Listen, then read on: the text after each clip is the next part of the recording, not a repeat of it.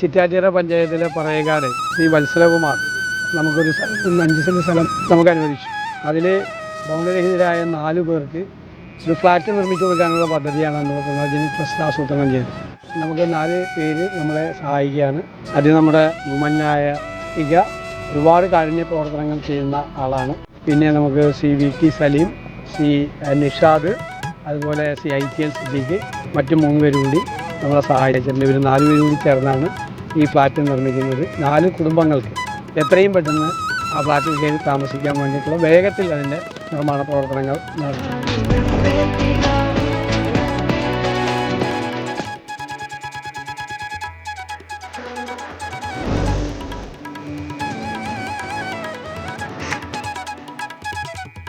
ഞാൻ 15 വർഷമായി വാടക കൊടുത്തിരുന്ന ഇപ്പം ഇത് കിട്ടിയാൽ എനിക്ക് ഭയങ്കര സന്തോഷമുണ്ട്.